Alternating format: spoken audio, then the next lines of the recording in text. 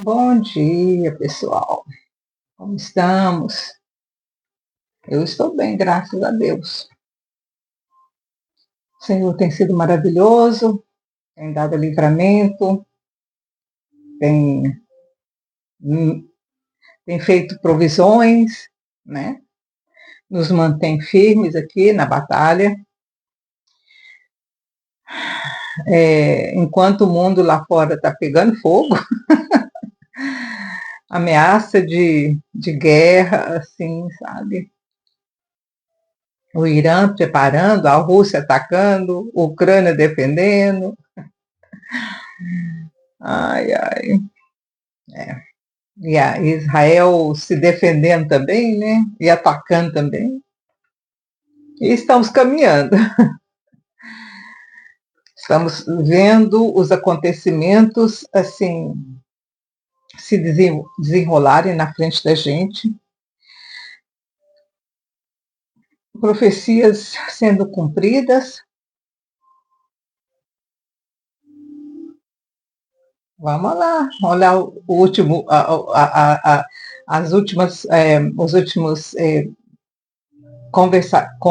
conversação que Jesus teve com os discípulos no caminho para o Getsemane. Depois daquela ceia, Jesus conversou com eles e contou muitas coisas e falou sobre muitas coisas futuras. É um discurso imenso de Jesus. Nós vamos estudar ele. Qualquer dia desse aí eu faço um.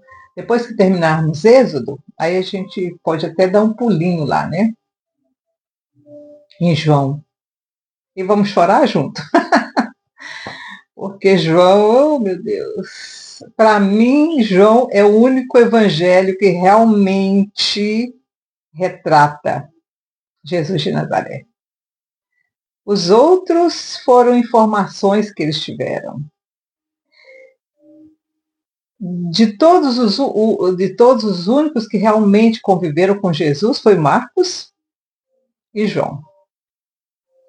Lucas nem chegou a conhecer Jesus. Mateus tem-se dúvida de quem realmente escreveu o livro de Mateus. Né? Mas,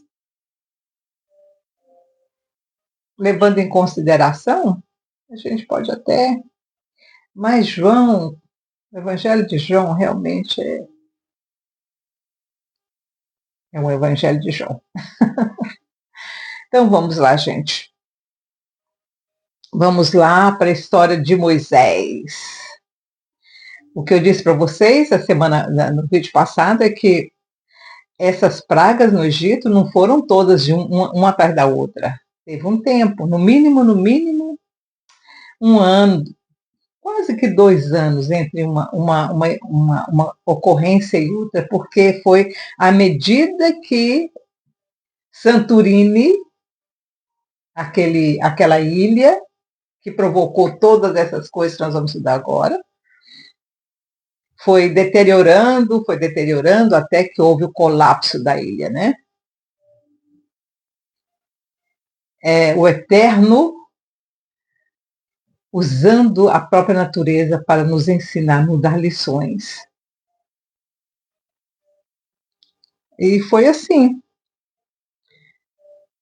Possivelmente a data que Moisés voltou para o Egito foi no ano 208 da escravidão, da estadia dos filhos de Israel no Egito.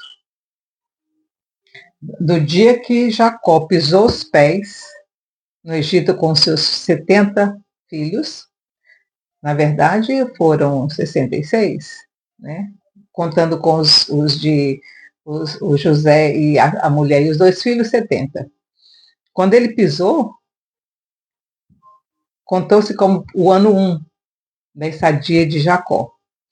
No ano 208, Moisés voltou para o Egito. E no ano 210 da escravidão do Egito é que Israel conseguiu sair. Então a gente tem aí um período de 2 anos. Vamos lá para a primeira praga. Moisés fala outra vez a Faraó.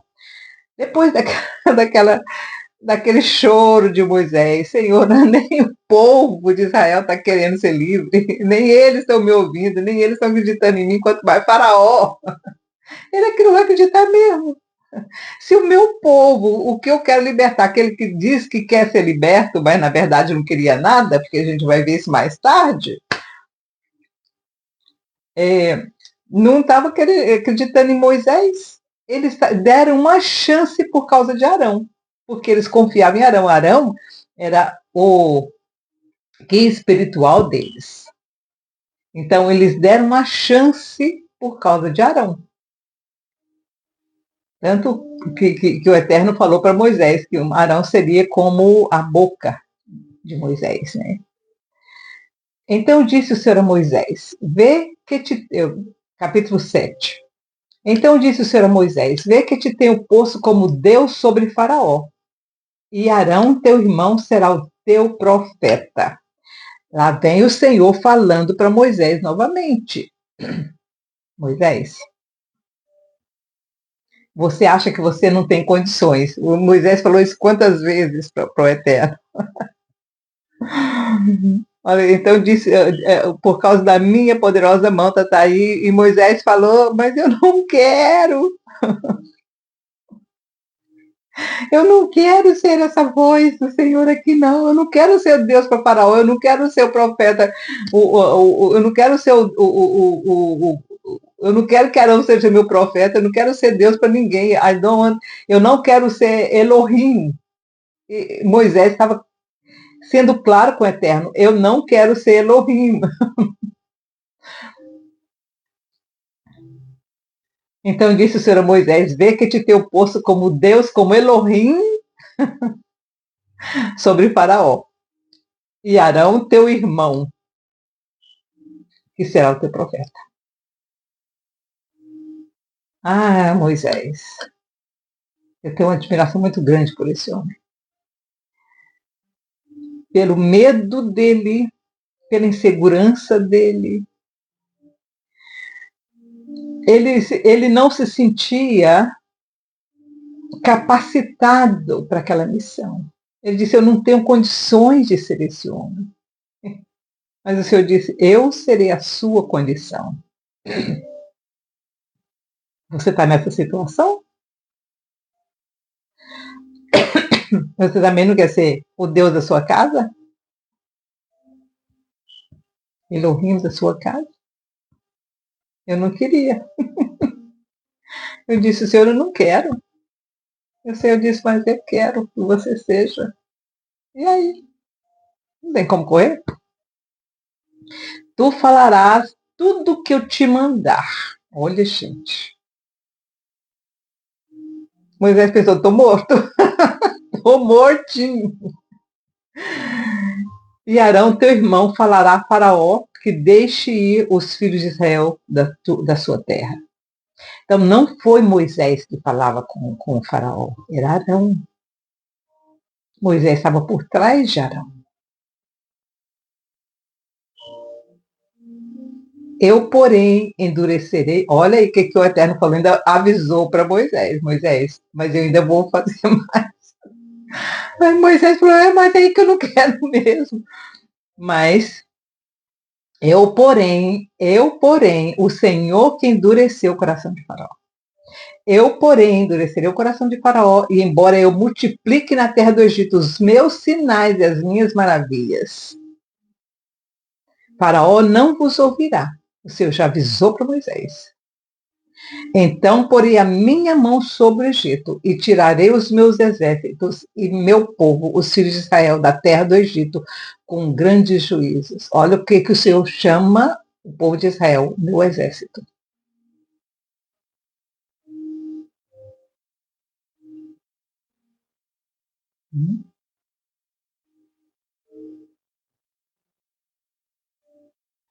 Olha aqui. E tirarei os meus exércitos, o meu povo, os filhos de Israel. Ele enfatiza. Chamou eles de meu exército, meu povo.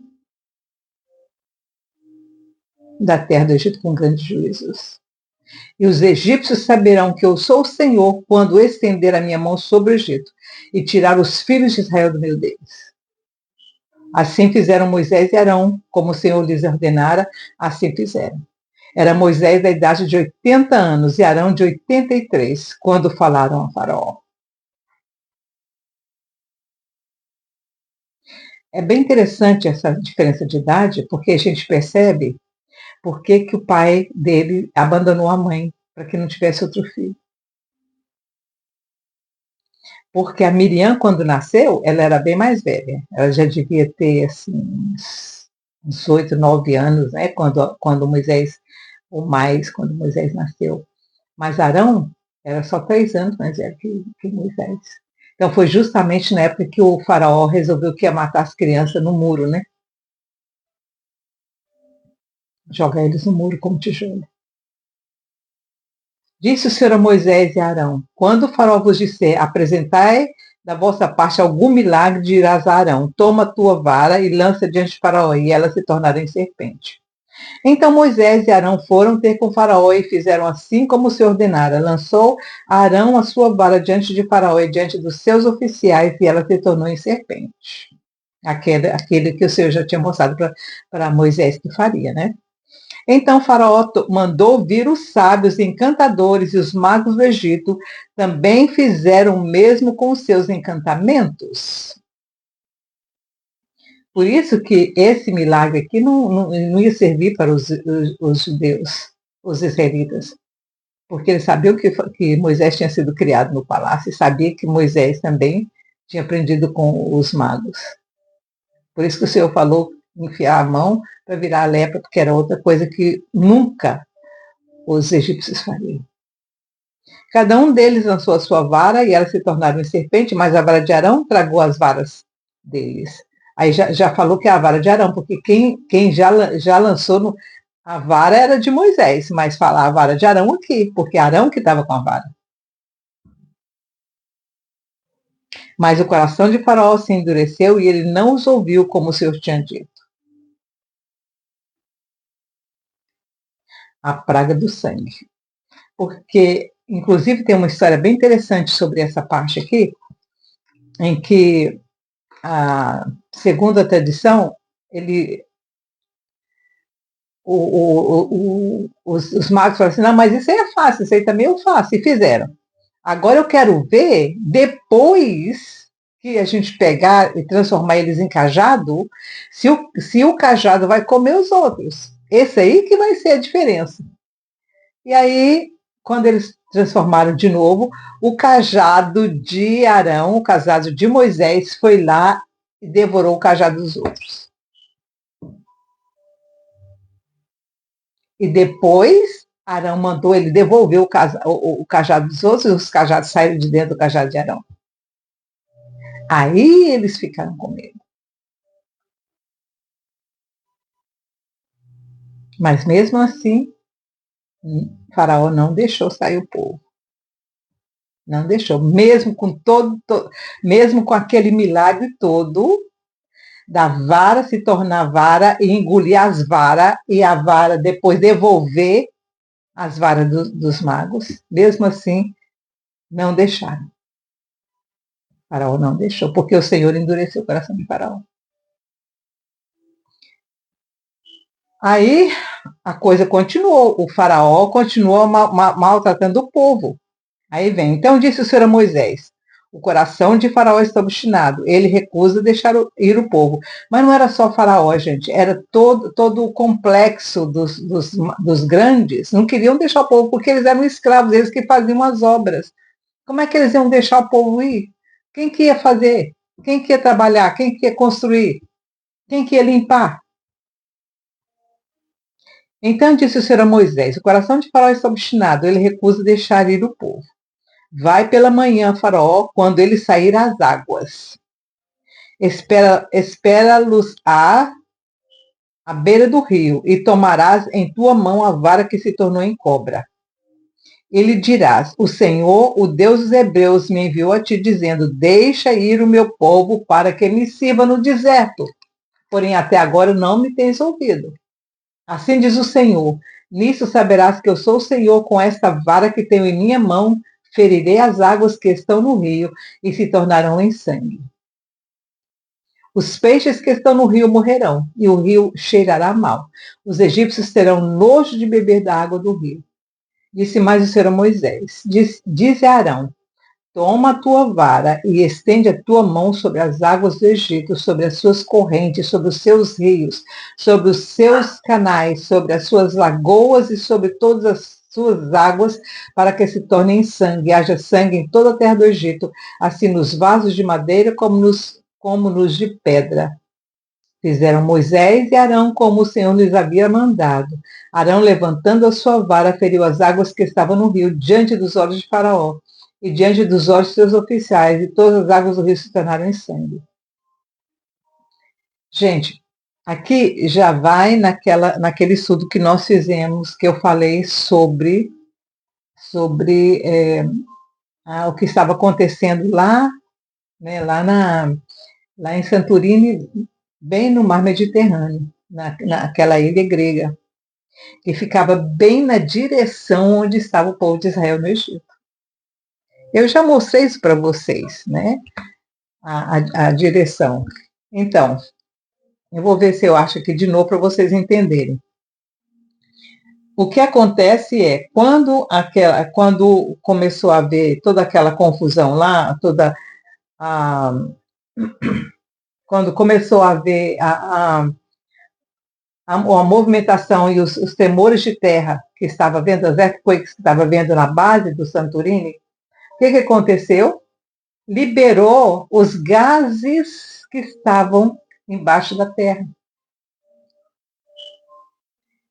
E esses gases foram, deixa eu ver aqui, acho que esse mapa aqui vê.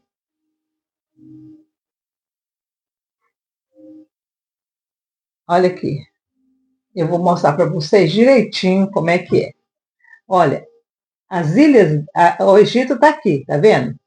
Essas ilhas, o Santorini, essas ilhas ficavam aqui, ó, em cima.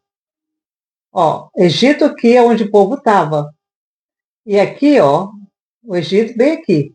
E as ilhas estão bem nesse lugar aqui, ó. Bem na direção, tá vendo? Bem na direção. Aqui, Creta, tá aqui, a ilha de Creta, tá aqui. E as ilhas pequenininhas ficam aqui. Olha a distância, gente. Não é muita distância. E aí tem o seguinte, os caminhos vulcânicos, eles entram por aqui e dá essa volta aqui e entra por aqui, ó. Tá vendo? Ele dá essa volta todinha e entra por aqui. E por certo também tem alguns caminhos dentro do mar. O que aconteceu? Essas ilhas aqui, onde fica Santorini, hoje chama Santorini, né, gente? Já falei para vocês, que é Santa Irene. Santa Irene era depois eu conto a história de Santa Irene para vocês. Essa ilha foi dada depois em homenagem a Santa Irene. Então, quando isso começou, os vulcões quando começou os tremores de terra, foi liberando os gases. E os gases foram viajando, e ele viaja pela água também, né? E entrou nas águas do Egito, que fica bem na direçãozinha. Você viu, a distância é pouquíssima, se considerando um tremor de terra e uma catástrofe violenta como foi essa. Foi uma catástrofe violenta, gente. Mudou todo o cenário ali daquela área. Tudo. Tanto é que fez com que os rios, não só do Egito, com certeza os rios de todas aquelas áreas ali, todos eles tiveram a mesma coisa. Mas como o Eterno estava tentando livrar o povo dele, aí foi a história, os egípcios e os judeus escreveram a história que aconteceram com eles. Ninguém sabe, de repente tem histórias também de outros povos daquela área ali em cima.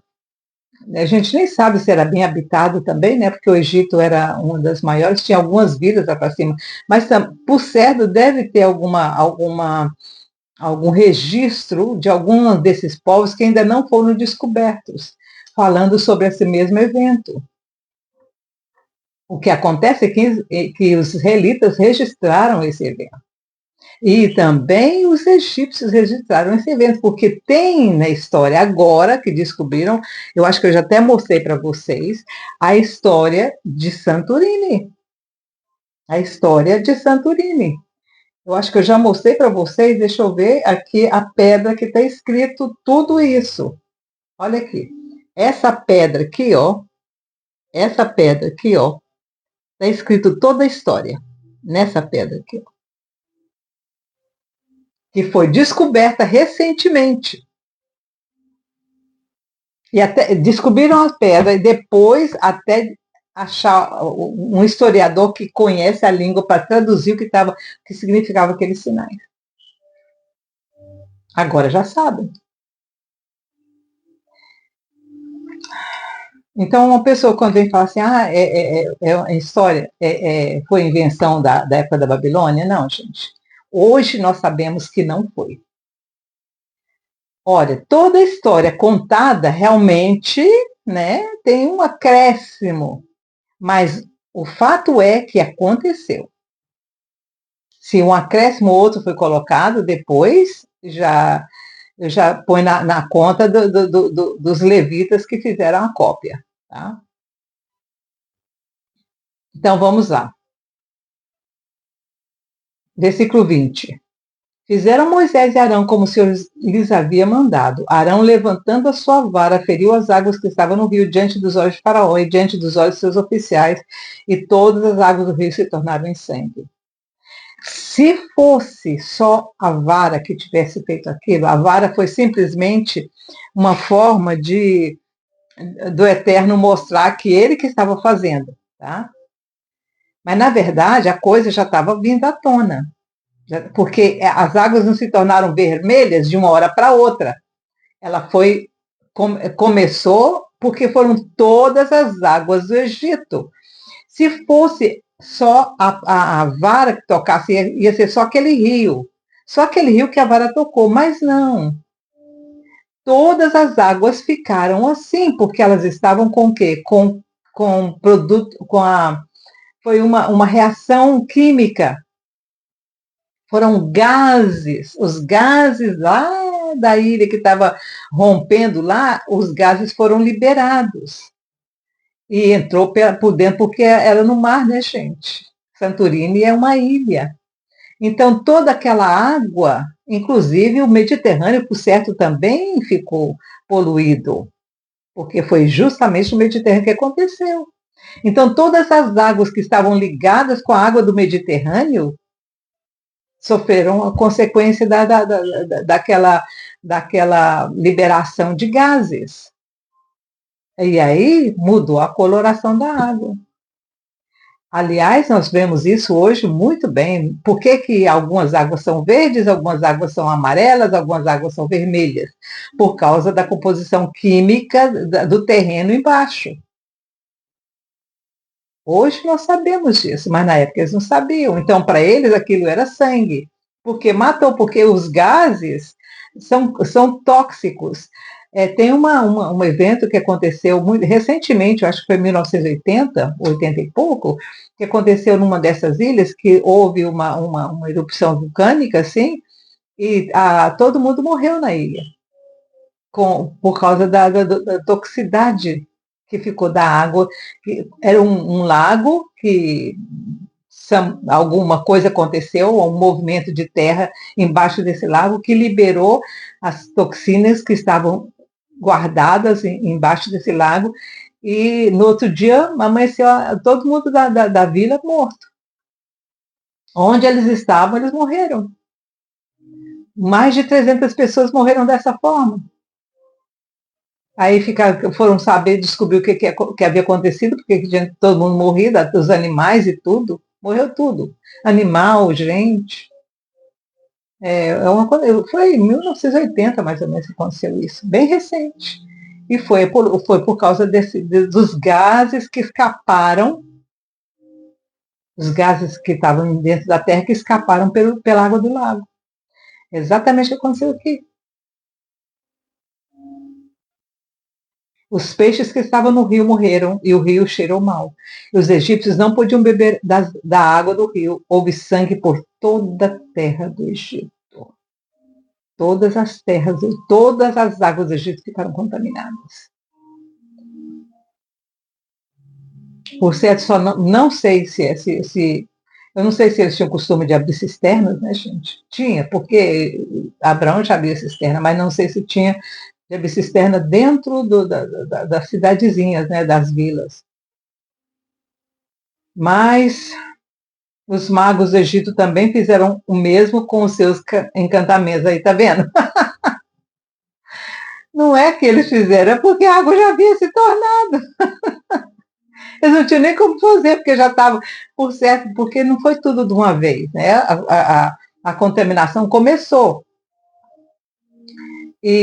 Por certo, isso durou no mínimo, uns 2, 3 dias. Então, nesse período, eles foram lá e falaram, eu também faço. Foi lá, mas já estava contaminado, gente, já estava vindo.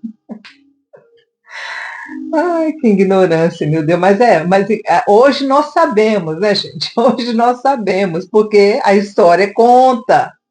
Eles não podiam, eles não tinham como saber. Eles nem sabiam que existia essa ilha. Como é que eles iam, né, saber? Porque a ilha era um paraíso para os ricos, não? A população mesmo não sabia. Com certeza os escravos de Israel não sabiam, nem a pobreza do Egito sabia que isso estava acontecendo. Não tinham como saber. Até que a coisa chegasse lá no Egito, né? Ninguém estava sabendo o que estava acontecendo.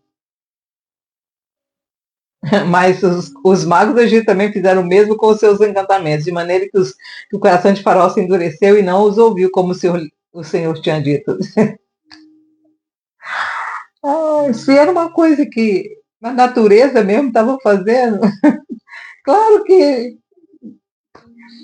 É, vamos lá, né? Virou-se Faraó e foi para sua casa, nem ainda nisso pôs o seu coração. Todos os egípcios cavaram poços junto ao rio para encontrar água para beber, porque não podiam beber das águas do rio. Assim se passaram 7 dias depois que o Senhor feriu o rio. O período normal da emanação dos gases. 7 dias. Aí a segunda praga vai ser bem interessante, porque é consequência do que aconteceu no rio. Então tá, gente. Foi bom ter estudado com vocês. Eu tenho agora eu tenho que ir ali no posto de saúde para tirar sangue, tem que fazer esses exames de 6 em 6 meses. Aqui a gente é obrigado a fazer essas coisas. Mas no Brasil o pessoal fica pedindo para fazer as coisas, né? Aqui a gente pedir para eles esquecer a gente. Ai, não tem como, eles não esquecem mesmo. Chega mensagenzinha no telefone e aí ficam te perturbando até você ir lá e fazer, entendeu? É, cada nação é diferente, né, gente? Então vamos que vamos para o nosso dia. São 11 horas da manhã agora, aqui em Londres, né? E para vocês ainda está amanhecendo. Ainda é 7 horas da manhã para vocês. 7, 8, 9, 10, 11.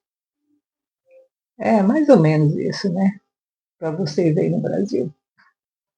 Que vocês tenham um bom dia, que tudo seja bênção na vida de vocês hoje, que o Senhor te abençoe e te guarde, né? Te dê muita paz, mesmo com todas as coisas acontecendo na terra e no mundo.